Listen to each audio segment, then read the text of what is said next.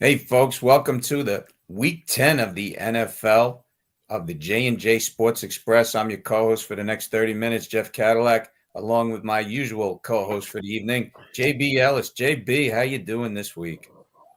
Doing good. Another exciting week of NFL football. That's for sure. A lot of ups and downs. The trade deadline passed, and not too many surprises, but some sellers and some buyers in this NFL market. Yeah, it's definitely an interesting season. I'm trying to figure out analytics, why you would go for two down 8 points when you just scored a touchdown rather than taking a field goal. There's a team that did it 2 weeks in a row. When you figure that one out, let me know. Well, I got a lot of things on my mind. You're gonna have to be more specific than that. Oh, the Giants did it 2 weeks in a row. No, They did it against Pittsburgh. The Giants have a lot of problems going forward. Starts with the head coach, but that's not one of the games we're going to be speaking about. But I happen to like them against Carolina this weekend. But we could always talk about that at the end. But let's get to the schedule. We got tonight. Tonight Cincinnati +6 at Baltimore. Who you liking in this game, JB, and why? Like an offense. I'm seeing a lot of points. I think, both these teams don't play very good offense, very good defense. The secondary for the Ravens is not good. The Bengals defense is questionable. Ravens are the better team. Derrick Henry is going to have a nice night. Lamar be in command. But Burrow's going to put up a lot of points. But when it comes down to it, I think the Ravens defense gets one or two more stops than the Bengals. So they'll cover the six. But it'll be a fun game to watch. I happen to agree with you. I think the Bengals, first of all, are fakers because number one, I can tell you, looking at their schedule, which I have it right here, their record is not that good, and they haven't beaten anybody that is going to the playoffs. They've beaten Carolina, they've beaten the Giants, they've beaten Cleveland and Vegas, and I don't see any of those four teams making the playoffs anytime soon, especially not this season. And they lose to teams that basically are playoff bound. I mean, they lost to Washington in a shootout, and they've lost some games this season. They lost to New England in the first game of the season. Yeah. Cincinnati starts off slow, but guess what? It's already week 10, and you have an under 500 record. It's an uphill battle for Cincinnati, and Baltimore's Lamar Jackson has a 9-1 straight up record against Cincinnati in his career. I just don't see Cincinnati doing anything, especially if T. Higgins isn't playing. Joe Burrow, the great quarterback. Well, what the NFL has proven is it's not a one-man show. It's a team effort. And you can't get it done if you're just a one-man show. They have a couple of Chase Brown is a good, running back for Cincinnati, but Baltimore's going to be all up on that. And the tandem of Lamar Jackson and Derrick Henry running over for 200, definitely looking at over 200 yards in this game tonight. So I think Baltimore's going to definitely cover the spread and win the game outright. Yeah, what scares me is their defense, especially late in games when they stop playing offense because they build a little bit of a lead. But I think when it's all said and done, like I said, they'll score a couple more times than Cincinnati because Cincinnati's defense is not very good either. Yeah, in Cincinnati, Joe Burrows will throw for 5 touchdowns, but that defense will give up 6 touchdowns. And that's Yep. what I think it's going to be. If it's a defensive struggle tonight, I'd be very surprised. But I see Lamar Jackson and, again, Derrick Henry, combining for over 200 yards. Interesting. This next game actually intrigues me more than any. I don't know where to go with this because, on one hand, you got the best coach in the NFL at the moment, Mike Tomlin, who's got his team 6-2 again. All the guy does is win no matter who's on his team. Against the Redskins, who are up and coming, they're playing really good football. They just keep winning. And, when this game on paper, you would think, if you looked at this before the start of the year, you would say, who wants to watch this game? This is actually an interesting game. I think the fact that it's in Washington, I'm going to take the Redskins. But it's going to be interesting to see how Russell Wilson does on the road, first of all. Secondly, to see how the Redskins can play against a quality coach who's actually going to make adjustments at halftime rather than, just let them do whatever they want the whole game. So I'm going to take the Redskins, but I think this is going to be a game worth watching. I definitely agree with you. I like Washington. I like the pickup of Marcus Lattimore from New Orleans. During the week before the trade deadline, obviously from New Orleans, he's a shutdown corner, and that's what Washington really needs. You got to bulk up the defense. I mean, you could score 40 points in the NFL, but if you give up 45, you're not going to win too many games. And Washington, they need to clamp down. They need to send a message to teams that, hey, we're not that patsy you remember a couple of years ago. And, you could come in here and work your offense and score 38, 40 points and walk away with a nice big blowout win. It's not happening like that. And everybody's behind Jaden Daniels on the offense. I hope the guy has many successful years in Washington, because that team has a generation of people that have don't understand what it is for that team to even actually win and go deep into the playoffs. I like Washington in this game. I think Pittsburgh with Russell Wilson. Yeah, Mike Tomlin is a great coach, but I could tell you this, Russell Wilson's due for that bad game. It always happens every season. He's played a couple of games. He looks pretty good. His composure's there. He hasn't had the wear and tear yet of the full season because he's only played like 2 games. But guess what? This game might be that game that he gets that bump in the road. I think he's looking maybe at a bad game. I think Washington's going to be all over him. He's going to make some bad decisions, and Washington's going to win the game, and not only that, cover the spread. I don't see it being a 3-point game. I see it maybe being a 7 to 10-point game in Washington's favor, and the place is going to be pumped. The home crowd is going to be going nuts.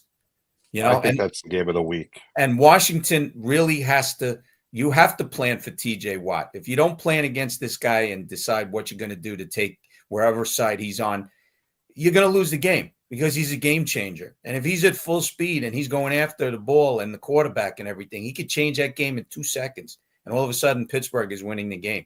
So the game plan should be to try to, neutralize TJ Watt and, just play the game. Don't be too fancy and go after Russell Wilson. And I think the Redskins will win the game and cover. Interesting. So we agree twice so far. You can start this one. Okay, Broncos versus Chiefs. The Chiefs right now at home, anytime I've done some research on this, any spread that they've had 6 or more points where they were the favorite, obviously, they're 0-3-1. Okay, they win, but they've been winning ugly. And that was the case last year, but again, they won the Super Bowl, so it doesn't even matter. The casual fan is not even going to remember that, Kansas City won ugly most of the year. Kansas City, again, won ugly last week on Monday Night Football against Tampa Bay. Tampa Bay goes for 2 at the end. Bam. And they score. Game's over. Kansas City's not undefeated anymore. Last week, Broncos got blown out. I like Broncos plus 9.5 at Baltimore. I didn't think they were going to win the game. I just thought they were going to make it close. They got blown out of the water. Now, when a team gets blown out of the water, they go back and they look at everything. If the Broncos had won by, like, say, 3 points or 4 points against Baltimore, you wouldn't really say the ball goes, bounces one other way. You're going to basically say, okay, we played a good game. Everything was right. The ball just didn't bounce our way. But when you get blown out, the team, the coaches, staff, everybody, they reevaluate the whole team. The Broncos are going to go in because not only it's a division rivalry game, they're going to play at a top level. They're going to change a few things. They know what they need to do against Mahomes. Mahomes is the magician. There's no doubt about it. He's the best quarterback in the NFL. I don't want to hear otherwise about Lamar Jackson, MVP. Who cares? I don't care if Lamar Jackson gets 10 MVPs. Pat Mahomes got the rings, okay? All he has to do is pick up his left hand. He shows already 3 rings, all right? Lamar Jackson has 0. MVP trophies don't mean a thing. The Broncos here, the Chiefs, come on, Travis Kelce's money and DeAndre Hopkins going to, come on. It's like the rich get richer. I said it all along. They're getting, DeAndre Hopkins. This guy doesn't drop a pass ever, okay? If it's in the vicinity of him, like 2 yards around him, he catches this thing. It doesn't bounce out of his hand. It doesn't, go different directions. He's like glue, and he holds on to the ball. But I will tell you this, the Broncos and Bo Nix, I think they regroup. They keep this game close. Kansas City, they win by 3. There's a field goal in the end, for them, and they'll go 0-4-1 against the spread, when they lay 6 or more points. I like the Broncos plus the points, but I think the Chiefs win by like 3. So a couple of things. Mahomes' ankle is not very good at the moment. He's still going to lead the team to victory, But like you said, they don't cover spreads. They don't need to. They win Super Bowls. What's more important, covering a spread or winning Super Bowls? Hopkins looked unbelievable. That over-the-shoulder catch with two defenders there, that's, prime Hopkins. I don't know where he's been the last couple of years, but He's been in the Chiefs Tennessee. the Chiefs getting that, unbelievable. Like, that's like, Donald Trump getting another $1 billion. I mean, it's not necessary. I don't know. You got to love it. Well, if But you talked about DeAndre Hopkins, I want to make one comment. There's a highlight film that they always show for Kyler Murray in Arizona, and it's that game against Buffalo in Arizona. And he throws out that desperation pass, Hail Mary pass at the end of the game against Buffalo. And what's the scenario? DeAndre Hopkins is surrounded by 3 Buffalo defenders, and he comes down with the ball in the end zone. It's unbelievable. If you haven't seen it, folks, look for it. It's 3 defenders. They're like on top of him. They could have even, called pass interference on the play, but he jumped up and there was no bobble. He caught it, came down with it, and Arizona won. Yeah, he's unbelievable. Kelsey stepped up now that he was needed. He got his head back in the game. They throw the ball to him. He looks unbelievable. Kareem Hunt, I mean, he has a resurgence now.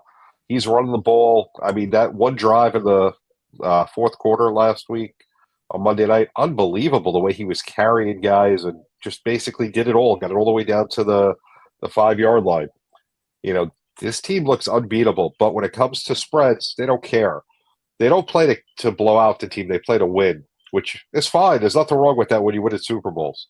They don't need to win by 30. They don't need to show their dominance. They have the trophies and the rings. So because of that, I'm going to take the Broncos. I do like what I see in Denver last week. Listen, they're going up against the Ravens and the Chiefs in back-to-back weeks. Tough games. It's okay to lose them. You got a rookie quarterback. He's got to learn. This is great. This is going to help you going forward. It sucks if you're a fan to have to watch that, but you got to take it for what it's worth. You're going up against one of the better teams in the AFC, and now your rookie quarterback learned, okay, this is what we got to do better. And I'm sure they went over film and different things all week on where he could have been better, the whole team. So I don't think it's a bad thing, but I think they cover this game. It's going to be very similar to the Raider game a couple of weeks ago, where the Raiders lost, but they covered, So I think it's going to be very similar. So we're 3 for 3. This is scary. All right. You can Detroit minus. This is a Sunday night matchup. I love this game. Detroit minus 3.5 at the Houston Texans. It's all you, JB. So this is interesting. Listen, I'm going to go with Detroit. They're just dominant, but if the Texans get Nico Collins back, which I'm pretty sure he's looking to play this week, from what I understand, he's supposed to be back week 10, which is this week. It changes the offense. They have no receivers. Do I think they're going to be able to keep up with Detroit? No. But at least their offense will be a lot better than what it was. Last week, their offense looked stale. It looked horrible. I mean, they lack the bodies to play wide receiver. If they get Nico back, that'll definitely help them. But how can you go against Detroit? Gibbs and Montgomery. They're like, a great pair. Then you got Amon-Ra St. Brown, Sam Laporta. And then they picked up a pass rusher from the Browns, I believe. Darius Smith. Yep, which is phenomenal for them after they lost Aiden Hutchinson. This team's all in about winning this year. They want to come out of the NFC and get to the Super Bowl. I want to see Detroit against the Chiefs. I think that's the game. Lions Chiefs for the Super Bowl right now. That's what we're looking like. That would be an exciting Super Bowl. I'm going to go Detroit this week, but this is an important game for them. I mean, it's on the road against a better team, so they got to show what they can do. I have to agree with you. We're going 4 for 4 here. I like Detroit in this game, and I'll tell you why. Houston CJ Stroud he's shown me he's taken a step back this year. He's not as confident in the pocket. Houston has not beaten teams that, they normally last year beat. Their schedule is a little tougher. I mean, they're making mistakes. Nico Collins going down, hey, it is what it is. This is the NFL. It's got to be next man up. You're talking about if he's relying on him completely, then the offense is misguided because, you got Stephon Diggs. He's out. But there's other guys on the team that could step up. And they looked horrible against the Jets on Thursday night. They looked horrible. They missed field goals. They missed opportunities. They were playing worse than Cleveland or Tennessee or one of those other bad teams, or even the Giants. Sorry. But you know, Detroit is all about winning. And I like Dan Campbell. He doesn't take the foot off the pedal. He keeps charging at you. Not only does he want to beat you, he wants to beat your family too. You know that? He wants you to have scars next week thinking, oh man, I can't sit down because I got scars from Detroit. This is what this guy does. And you mentioned Gibbs and Montgomery. Come on, better. Right now, is there a better 1-2 running back punch in the NFL? I mean, I agree with you going to, Detroit versus Kansas City. But I will tell you this: if that's the matchup in the Super Bowl, it's still going to be Kansas City because they find a way to win. Pat Mahomes, come on, the guy's a magician. The only person he's lost to is the heir apparent before him, and that was Tom Brady. And I don't see Tom Brady anywhere on the likeness except Pat Mahomes. Mahomes is a magician. He knows what he has. He studies. He's got good coaches. He makes the right plays. But Detroit, I got to give a lot of credit to Jared Goff. He's really turned around his career. He looked like he was with the Rams. He was going nowhere. But he also has guys behind him he has a better team now than he did when he was with the Rams. I mean, like I said, the running back situation in Detroit takes so much pressure off Goff. It takes so much pressure off any quarterback because now the quarterback knows he doesn't have to win the game by himself. He can hand that ball off, watch these guys run, take care of business, get a first down, maybe even get the touchdown. And it's all good. It's a team effort. You got no running back there. You got a guy who can barely scratch out 20 yards. The defense is they're going to tee off on you. You're going to be hitting dirt. You're going to be sacked. C.J. Stroud last week was sacked 8 times by the Jets. The Jets are horrible. They're a faker. They're a total faker team. I mean, Aaron Rodgers got everybody, eating manure with all the crap he's talking. It's unbelievable. It's unbelievable. The guy's 40 years old. He's talking like he's 26. That Jets are going nowhere. They're a terrible team. They're badly coached and they're going nowhere. The Texans at least have DeMarco Ryan, who's a very good head coach. They have a lot of promise. Injuries again are part of the NFL. And that's the way it goes. But I like Detroit to kick some butt against Houston. I mean, if they can, they will run up the score because Dan Campbell, just like I said, he doesn't just beat you. He beats your family. And even though this is a good game on paper, I see Detroit winning by at least 2 touchdowns in this game. Yeah, I'm with you. I'm curious to see what Mixon does against Detroit. I want to see how good their run defense is. Mixon's having a great year, Eddie. And Zadarius Smith, he had 5 sacks already with Cleveland. Wait till he starts teeing off in Detroit because he knows his team is going to the Super Bowl. I mean, the NFC playoffs are going through Detroit this year. I don't see San Francisco, Arizona. Nobody's coming out of the South. And you can forget about Philly. Philly's just found out that they could win, but they keep playing games with teams. And, that game against Jacksonville, they were up 22-0 before you know it. They're in a dogfight because they screw around. They play games. You got to beat teams. You got to give them absolutely no hope that there is to win the game. And they gave Jacksonville hope with mistakes and this and that and change the game. Just win the game, baby, and win big. Speaking of winning, how about the Rams coming back against the Seahawks last week? And, I'm watching that game, and the lack of kicking the field goal by Seattle in overtime, I think that was such a bad call. You put all the pressure on the Rams if you score, and they chose to go for it, and the Rams defense stepped up. I believe it was 2 or 3 plays in a row, stopping them in short yardage situation, which was phenomenal. Going to be interesting to see this week, Dolphins at the Rams. The Dolphins with Tua back, the offense is a little slow getting back to where it was at the beginning of the year. Defense is questionable. Rams had a couple of breakdowns in that game. Puka Nacua got ejected for throwing a punch. They made a lot of stupid mistakes. I don't see that happening in this game because it was a rivalry game. The Rams-Seahawks, that's a huge rivalry. So I see why the tension, the blood was boiling. I don't see that happening this week. But I also don't see the Rams winning. The Dolphins are due for a win. This is one of the few times in predicting where I'm going to say a team's due. But the Dolphins are due for that good outing. I mean, they got Tua back. They lost the game last second against Arizona. Then they had to play Buffalo, and Buffalo's on a mission to try and show everyone they're for real, even though we know they're not. So, this is a winnable game for the Dolphins. The Rams are coming off that huge win last week. They're going to have a little bit of a letdown. They're Buffalo playing barely against got the Dolphins. by Miami last week. Yeah, but Buffalo's on that mission to show that they're a for real team. When we all know that they're not, they're going to collapse. They always do.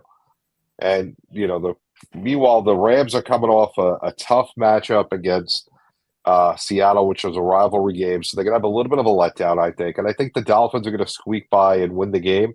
So you're going to get the point and an outright win. But it's going to be an interesting game. I think Tua having 2 games back there, he should be a little bit more comfortable. Tyreek Hill, I can see having a big game.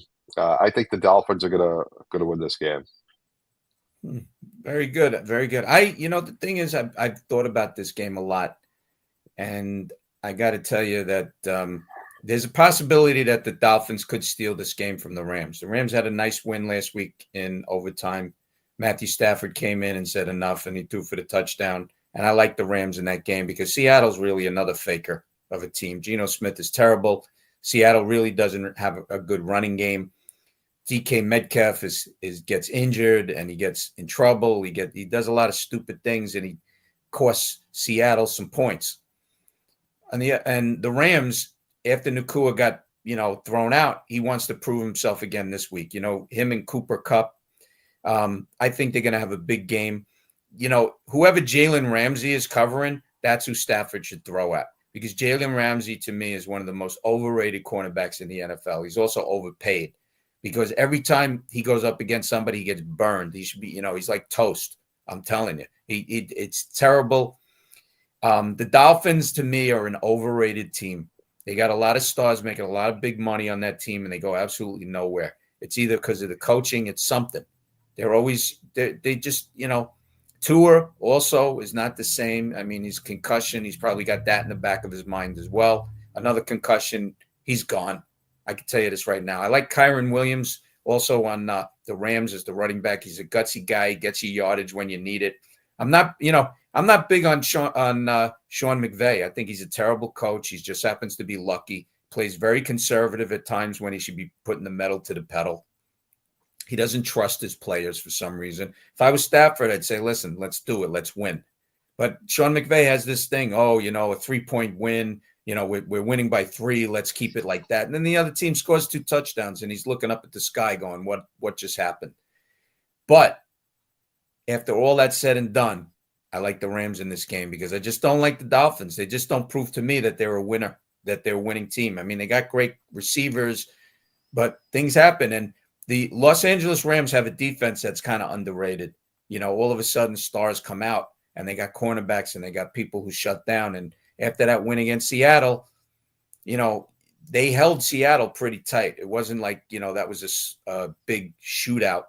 They held Seattle pretty tight after they were down 13-3 and they only gave up I think it was 2 field goals after that. Yeah, that's right. They gave up a touchdown really late in the game. They held Seattle scoreless for the whole second half. Oh, so go ahead.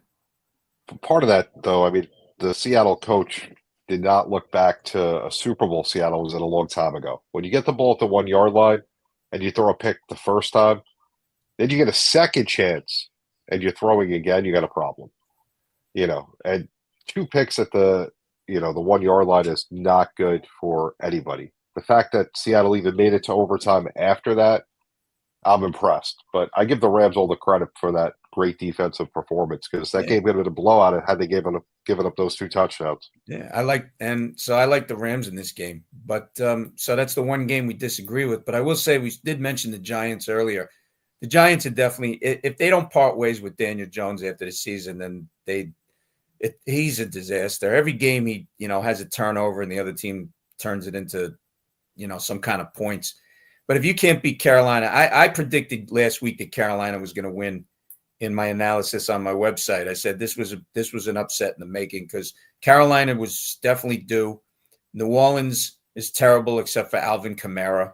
Alvin Kamara is a one-man wrecking crew, but he got nobody behind him and nobody in front of him. And that's the problem with New Orleans.